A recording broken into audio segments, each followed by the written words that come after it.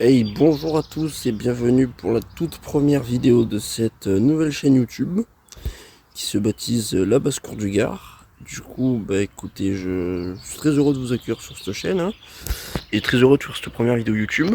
Donc on va commencer tout de suite par une vidéo présentation, une nouvelle de l'élevage un petit peu. Donc on va commencer par mon petit élevage de lapins. Donc ce petit élevage pas très grand mais bon, ça me plaît bien, puis j'ai quelques petits projets que je vais vous expliquer en vidéo. Donc on va pas tarder, on va direct commencer ici. Donc ici nous avons une portée de 3 lapereaux qui viennent tout juste d'être sevrés. J'ai sevré je les ai sevrés il n'y a même pas à peine une demi-heure. Du coup c'est des jeunes lapereaux fermiers croisés. Lui il a un petit problème, c'est-à-dire que la mère, ou alors une souris, je sais pas trop qu'est-ce qui lui a fait ça. En gros il a mangé ses oreilles quand il était petit. Du coup je sais pas trop ce qui lui est arrivé, mais bon il s'est fait... Bref, il a perdu ses oreilles quoi. Il est aussi avec d'un œil, du coup bah sinon ça n'empêche pas de vivre hein. Alors, ici après il y a son frère et sa sœur. Donc l'eau gris c'est la sœur, si je me suis pas trompé. Et le petit noir et blanc c'est son frère, si je me suis pas trompé. Et lui là-bas c'est un mâle, si je me suis pas trompé dans le sexage. C'est des lapins croisés, géant papillon, des lapins fermés tout simplement. Et comme ils sont noirs et blancs, je suppose que ça a dû être croisé avec du géant papillon français. Du coup j'aimerais bien un jour pouvoir en élever en pure race. Mais en attendant, on va faire plutôt du croisé. Donc ici, il y a leur mère, donc ma petite lapine fermière. Elle a un an et demi, comme le mâle à peu près, ils sont nés à peu près tous les deux en même temps. Ils ont un an et demi les deux. Les clapiers, celui de mon mâle et de ma femelle sont équipés de râteliers pour éviter le gaspillage du foin. Et du coup, voici un petit peu ma petite lapine, qui est âgée de un an et demi, qui m'a déjà fait deux portées. Deux jolies portées, la première de 8 je crois, si je me rappelle bien il y avait 8 bébés. Et l'autre qui était au départ de 4 et aujourd'hui j'en ai plus que 3. Donc maintenant on va vous passer au mâle.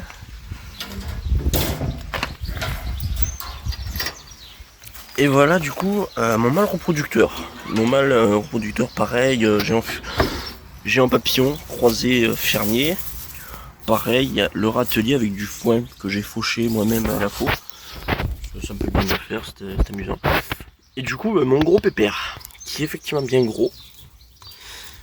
Bon, lui, il a fait plus de deux portées parce qu'entre temps, je l'ai prêté à des gens, un petit peu pour qu'il n'ait pas de mal. Du coup, bah voilà, comment il est. C'est un beau petit, pépère d'un an et demi qui est quand même assez gros, hein, quand même. Je vais peut-être le passer un petit peu au régime. Et maintenant, on va aller passer du coup à l'autre partie de l'élevage qui est tout simplement les pigeons. Je vous retrouve une fois que j'y suis. Mais entre temps, je vais vous montrer aussi une autre lapine que j'ai ailleurs. Donc ici nous avons une autre petite lapine, une lapine fermière croisée géant papillon qui est issue de ma toute première portée que j'ai avec mon autre couple là-bas.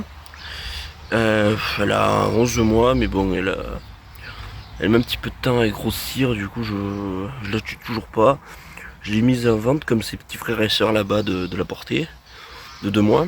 Parce que oui, les petits qui sont là-bas je l'ai pas précisé, ils ont 2 mois.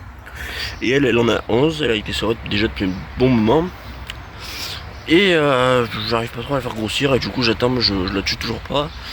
J'ai essayé de la vendre ou je verrai quand je les tue pour la consommation personnelle hein, tout simplement. Ou pour les donner à des amis. Du coup maintenant on va passer tout de suite à la suite. Donc dans ma volière. Et juste à côté du coup je fais pas de coupure. Donc c'est un petit peu le bordel parce que j'ai installé ça ce matin, cette petite cabane. Je l'ai construite, je l'ai installée tout ce matin. Donc la volière, filet là, comme ça, bon il y a des feuilles qui sont tombées dessus, hein, faites pas attention. Mais du coup voilà, la volière elle fait 6 par 10 mètres. Elle fait 6 par 10 mètres, là-bas c'est vraiment le bordel, faut vraiment que j'essaie d'enlever les feuilles pour... par ici aussi, voir que j'enlève les feuilles ou j'essaie de mettre un bout de bois pour que ça surélève. Et du coup ici il y a le pigeonnier avec mes pigeons. Donc ils sont là. Attendez, je vais ouvrir un petit peu pour que vous les voyez bien. Aïe. Donc voilà. Alors ça, du coup c'est mon couple de pigeons. c'est des pigeons rouleurs orientales, pure race. Si je dis pas de conneries, alors elle c'est la femelle. Et lui là-bas c'est le mâle, si je me trompe pas. Ils sont bagués, pure race, c'est des pigeons d'exposition. Et je vais essayer de les présenter en exposition l'an prochain, enfin, à l'automne prochain, en octobre, quand il y aura mon exposition locale. Ce sera ma toute première participation et bien sûr vous ferez partie du voyage, je vous ferai une vidéo sur ça. Et je vous ferai également une vidéo sur tout ce qui arrivera dans l'élevage, sur les nichés, sur le bagage, je ferai aussi des tutos sur les pigeons, sur les lapins si vous voulez. Donc ici ils ont l'eau, ici ils ont un nichoir, un deuxième nichoir, mais ils ont que 3 mois donc ils peuvent pas encore reproduire. Ils pourront reproduire qu'en septembre, si je dis pas de conneries, septembre, mi-septembre, fin août, à peu près. Et ici ils ont leur alimentation, qui est composée de blé et d'orge. Donc le blé c'est pour les poules et les oies de mon grand-père. Et l'orge c'est pour tous nos lapins, pour ceux de moi et de mon grand-père. Parce que mon grand-père a également des animaux sur l'élevage. Donc voilà le petit pigeonnier qui fait 1m10 de haut, mais on l'a surélevé un petit peu avec des quérons. Pour pas qu'il touche direct le sol. Et puis après il fait 1 mètre par 1 mètre. Il fait 1 mètre cube quasiment je crois, j'ai pas bien mesuré. Alors là-bas ils m'ont déjà surélevé un petit peu le nichoir, enfin le perchoir. Mais bon il tient bien, il tient bien le nichoir. Enfin le perchoir. Excusez-moi. Donc le pigeonnier il est comme ça. Donc voilà, là ici ils ont une petite perchoir pour quand ils sortiront. Là je vais essayer de rabattre un petit peu le filet contre le grillage. Je vais le raccrocher un petit peu parce que la volière est un petit peu en bazar. Alors pour la petite anecdote, enfin non, d'abord je présente ça et puis après je vous raconte l'anecdote.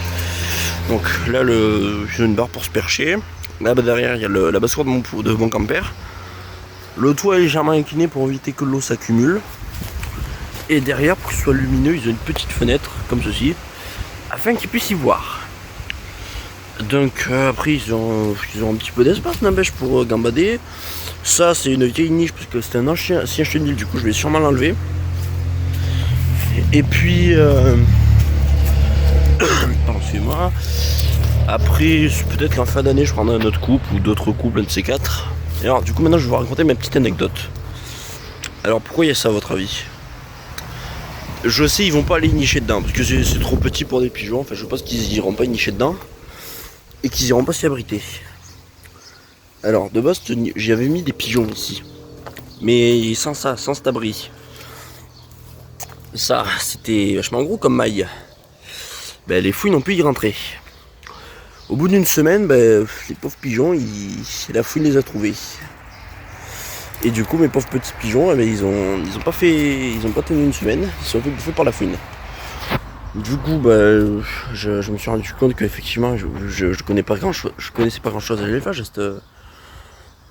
je connaissais pas grand chose du coup à ce domaine. Et je savais pas trop que les pigeons il leur fallait un poulailler quoi, un petit peu comme les poules quoi. Et puis j'avais vraiment pas pensé à ça aux fouines quoi, j'avais vraiment pas pensé. J'ai trop négligé le danger et puis du coup ils sont morts. Et du coup maintenant je leur ai fait ça. Ils vont y rester jusqu'en septembre, jusqu'à ce qu'ils m'aient fait une nichée tout simplement. Et une fois qu'ils y auront fait une nichée, ben, je pourrai les rouvrir et ils pourront sortir dans la volière extérieure. Après si vous pensez que je peux les ouvrir plus tôt, ben, dites-le moi parce que j'aimerais quand même qu'ils puissent un petit peu sortir dans la volière, un petit peu gambader dedans. Du coup voilà. C'était la présentation de ma volière et maintenant je vais vous amener voir un petit peu l'alimentation que je donne à tout le monde, donc c'est-à-dire aux pigeons et aux lapins. Je vais vous montrer ça tout de suite.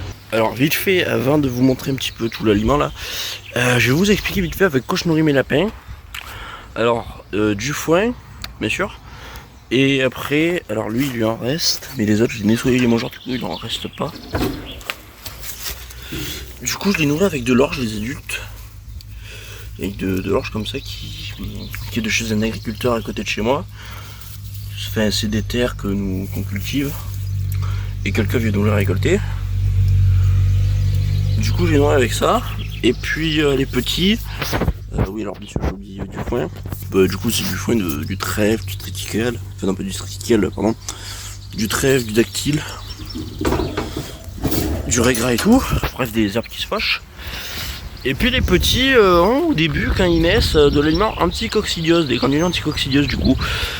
Donc voilà, c'était l'alimentation de mes lapins. Et maintenant on va enfin passer. Je vais vous montrer un petit peu mes stocks d'aliments un petit peu. Donc nous aussi dans la grange, hein. Moi j'appelle ça la grange, mais on dit le garage plutôt. Bon, la grange quoi. Ici on a une caisse que j'utilise pour donner le foin aux lapins, c'est-à-dire qu'on remplit la blinde de foin et puis on va distribuer tout ça. Casserole que j'utilise pour donner à manger, des fois j'en utilise deux quand il faut mettre de la coccidiose aussi. Ici il y a le foin, avec la faux, je vous ferai peut-être une vidéo sur le fauchage avec la faux. Après, ici il y a encore du foin, et là il y a aussi un peu de paille là. Et là il y a du vieux foin, un peu usé, sec, que les animaux ne mangent pas trop, que j'utilise comme paillage. Du coup c'est ce que j'ai mis comme paillage aux lapins et aux pigeons. Et là, c'est du foin que j'ai fauché. Moi-même avec une faux, pas au tracteur, c'est-à-dire que c'était là-bas, dans le côté du potager. Et j'ai fauché tout ça. Bon, je sais pas ce que ce ballon fout là, pardon. Du coup, il y a ce foin, du coup, c'était de l'herbe un peu haute, un peu verte, bien, qui poussait là-bas à côté du potager. Puis je me suis dit, j'ai une foin, un râteau à foin. Je vais faucher tout ça. Et du coup, j'ai fauché, et puis j'ai fait du foin.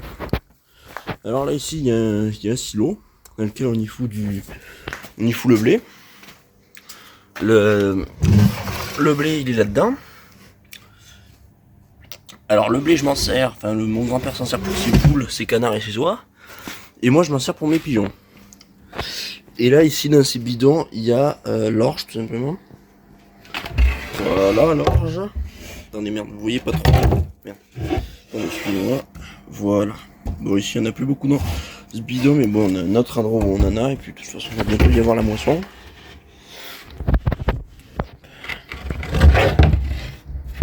Voilà.